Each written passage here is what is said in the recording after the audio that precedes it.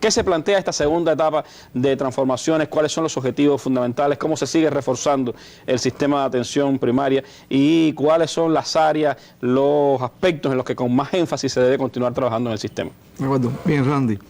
Esta segunda etapa, como también te expliqué, no es más que también continuidad de la primera que empezamos en el 2010 y, por supuesto, ratifica los propósitos que también hicimos mención alcanzar en este momento. Esta segunda etapa tiene la peculiaridad de continuar profundizando en la reorganización de los servicios, en seguirle prestando especial atención al uso eficiente de los recursos humanos y los recursos tecnológicos, y a lo que nosotros en el sector le hemos llamado la regionalización asistida, que no es más que la capacidad que tenemos que tener, tiene que tener el sistema de continuar perfeccionando cómo conducir al paciente por todo el sistema en función de poder resolverle el problema, y que realmente no exista ningún otro tipo de factor externo, dígase amigo o otras condiciones, que haga que los pacientes, para poder resolver sus problemas, necesiten otros elementos que no sea el propio sistema que tiene que tiene que funcionar. Ese es un tema que yo creo que también lo hemos compartido y que también, bueno, Carmen en su explicación puede también fortalecer. Es una gran prioridad y es a la vez uno de los grandes retos que tiene el sistema. Ese es de nuestras grandes de los retos y de que sabemos que tenemos que trabajar en esta etapa. Ahora, bien, en la atención primaria de salud, ¿en qué van a consistir las principales transformaciones? Los temas, como bien decía, en el que tenemos que trabajar en profundizar. Bueno, primero que todo nosotros mantenemos los 451 policlínicos, que son fruto de lo que aprobamos en el proceso anterior a partir de los análisis, que hay múltiples ejemplos que por un aras de tiempo no podemos explicar las causas por las cuales muchos policlínicos dejaron de ser policlínicos y se convirtieron en servicios extendidos y demás. Pero hoy mantenemos los 451 policlínicos y estamos concentrados, Randy, en poder garantizar su correcto funcionamiento integral y el de su servicio. Yo creo que el ministro nos ha dejado claro que tiene que volverse de excepcional que nosotros suspendamos un servicio, una consulta, por razones sobre todo de tipo subjetiva, porque por razones objetivas pudiera eventualmente. Ese es un tema en el cual estamos trabajando y yo creo que tenemos que hacer cumplir que funcionen bien. Existen todas las condiciones hoy en el sector en función de que los policlínicos puedan funcionar bien. Mantenemos 11.400 consultorios del médico y la enfermera de la familia. ¿Eso cuánta población atiende aproximadamente? 1.040 de población aproximadamente, es decir, el promedio. Nosotros, cuando hicimos la primera etapa de las transformaciones y la continuidad ahora, dijimos que las poblaciones de los consultorios pudieran estar en el orden de los 1.500 habitantes aproximadamente, y el promedio de los habitantes por consultorios en Cuba es de 1.040. Es decir, que realmente es posible poder cumplir el programa del médico y la enfermera de la familia, lo que está establecido con esa población. Por supuesto, los hay con un poquito menos y los hay también con poblaciones mayores. Ahora bien, lo importante ya no es la apertura del consultorio, como lo vimos en la etapa anterior y que se ha ido trabajando en su perfeccionamiento. Es que realmente en el consultorio hoy se resuelvan la mayoría de los problemas de salud que tiene nuestra población. Ese índice que se hablaba de que se puede resolver en la atención primaria entre el 70 y el 80%. Entre el 70 y el 80% de los problemas que tiene la población pueden resolverse en ese nivel primario de atención. Ahora, pero para eso hace falta que esté el médico, que esté la enfermera, la disciplina, la asistencia. Que sigamos trabajando por el mejoramiento continuo de las condiciones, como nos ha exigido también el ministro, que tenga agua, que tenga iluminación, que tenga mobiliario, que esté pintado, que esté limpio, que tenga todo lo que lleve un consultorio. En eso hemos estado trabajando de manera paulatina. De hecho, el año pasado realizamos acciones de mantenimiento y reparación en más de 3.000 unidades de salud y en casi 6.000 objetos de obra. Y en particular de los consultorios, más de 1.700 consultorios. 1.700 consultorios que recuperaron su vitalidad. Es decir, que los consultorios están encargados de resolver gran parte de esos problemas, como hacíamos mención. Es la instalación de salud más cercana a la población, por lo tanto a la que más se le exige, y por lo tanto el reto más importante lo tienen los médicos y las enfermeras que están en ese sistema primario. Ese es el médico de la familia cubana. Y por tanto, como tal, tiene que responder a ese reto.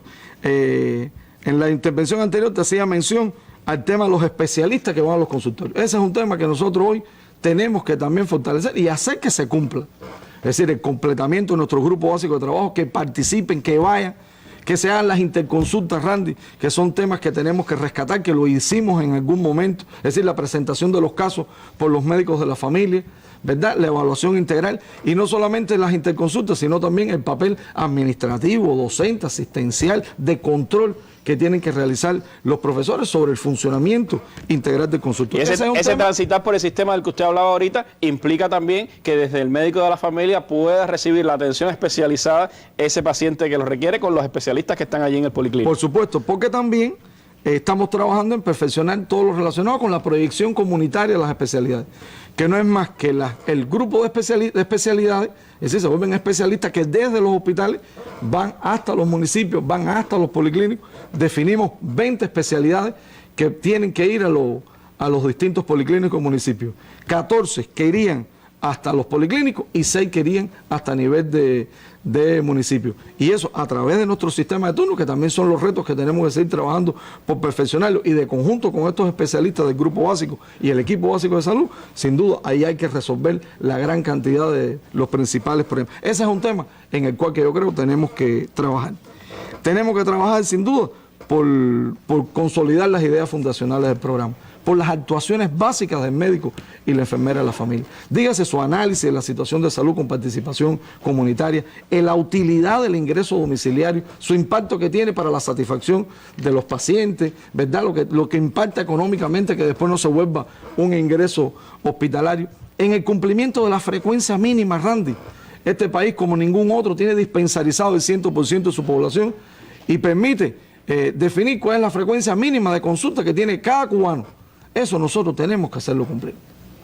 Y ese tiene que ser el salto también cualitativo que nos tiene que caracterizar en esta etapa.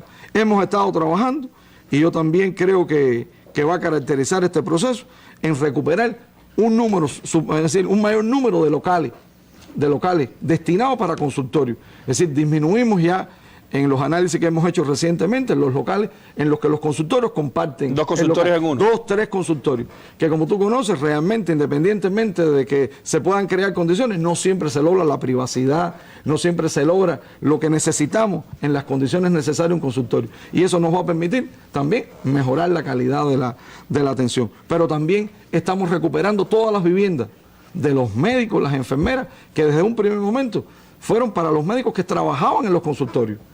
Eso es una gran batalla que estamos librando entre todos, y decirte que ya hemos recuperado 733 viviendas de médicos, ya viven los médicos que laboran en el consultorio, y 230 enfermeras que viven en las casas de las enfermeras del consultorio, laboran en el consultorio. Ese también es un paso positivo, porque nos va a permitir que el médico y la enfermera de la familia de ese consultorio viva, esté ahí durante 24 horas, que es también los sueños de Fidel con el programa del médico y la enfermera de la familia. Después tuvimos que hacer modificaciones con los cuerpos de guardia, los consultorios con servicios extendidos, pero fue como consecuencia de eso, porque realmente fuimos un poco que perdiendo la esencia misma de que el médico es el del consultorio.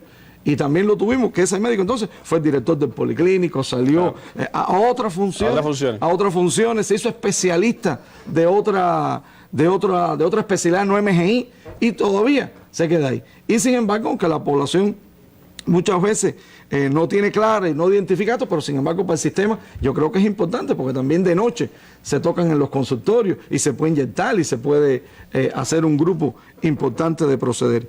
Nosotros creo que también en esta etapa tenemos que prestarle especial atención al tema de la atención al envejecimiento y al adulto mayor. Yo creo que hemos buscado maneras en este proceso de las transformaciones, maneras organizativas diferentes, que nos va a permitir ya no solamente atender un grupo de ancianos, sino a todos los ancianos. Pero por supuesto, definiendo que es la responsabilidad que tiene el médico y la enfermera con sus profesores del grupo básico de trabajo en la atención integral. Y yo finalmente, Randy, yo creo que pudiéramos hablar mucho más, pero sobre todo ahí se centra, que no es más que rescatar lo que está establecido y hacerlo cumplir. Yo creo que es lo más importante. Yo creo que finalmente, yo creo que todo esto lo podemos lograr si logramos primero entre los cuadros, entre los trabajadores, entre todo la comprensión de que tenemos que lograr el control, la exigencia, la disciplina, velar por el cumplimiento de lo que está establecido, y un elemento que ha caracterizado siempre a los médicos cubanos y es su vocación de servir.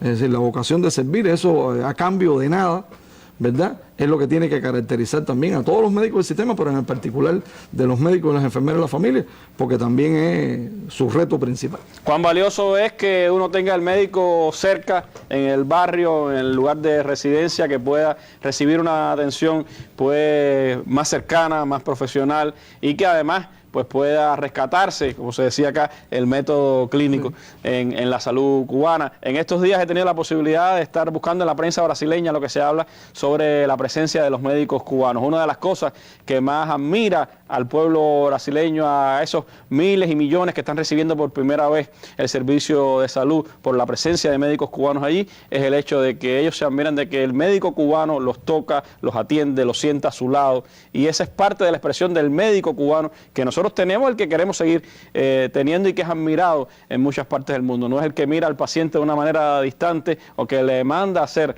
los análisis para después resolver los problemas de salud, sino el que lo siente como un ser humano que lo tiene a su lado, y creo que esa es de las cosas que tenemos que seguir rescatando y que tenemos que seguir fortaleciendo en nuestro sistema de salud. En ese empeño está el sistema, están todos sus cuadros, están todos sus trabajadores, y una expresión es lo que está ocurriendo en Santiago de Cuba, tanto en la ciudad de Santiago como en las zonas rurales de esa provincia. Desde allí recibimos este reportaje para nuestra mesa redonda. Actualmente el sector de la salud en Cuba está siendo objeto de un reordenamiento para perfeccionar la calidad de los servicios y hacer más sostenible el sistema. En Santiago de Cuba se constata y en sus zonas del Plan Turquino ya se perciben los avances. El poblado El Cobre, por ejemplo, ubicado en las afueras de la ciudad, sobresale por la atención primaria de salud y la puesta en práctica del programa del médico y la enfermera de la familia como fórmula para acercar y hacer más eficiente la asistencia médica. Ahora atendemos una población de 18.586 habitantes que las tenemos distribuidas de la siguiente manera. Tenemos 19 consultorios de médicos y enfermeros de la familia. En nuestra área de salud, todos los pacientes van a estar atendidos dentro del área de salud y se va a continuar de la misma forma que esta reorganización es para prestar una mayor calidad de atención a la población. A partir de previos diagnósticos de salud en las comunidades, los policlínicos y consultorios brindan sus servicios y permiten que a los hospitales asistan solamente aquellas personas que requieran de tratamientos más profundos o investigaciones específicas. Cuando el país dispone de recursos humanos e infraestructura para enfrentar los retos en materia de salud, se mantienen las labores de reparación tanto para las edificaciones como para el equipamiento, que a la larga evitan costosas inversiones. En el caso del Plan Turquino, que está cubierto al 100%, nosotros también reparamos un volumen importante de estas instituciones que ha permitido que no solamente esté el médico y la enfermera en el lugar, sino además que el lugar donde va a atenderse la población sea un lugar digno, donde se sienta bien el paciente cuando vaya a atenderse. El Plan Turquino en Santiago de Cuba es priorizado y su población agradece esta buena nueva del Sistema Nacional de Salud. En Santiago de Cuba, Bárbara Díaz Trabajo, Sistema Informativo de la Televisión Cubana.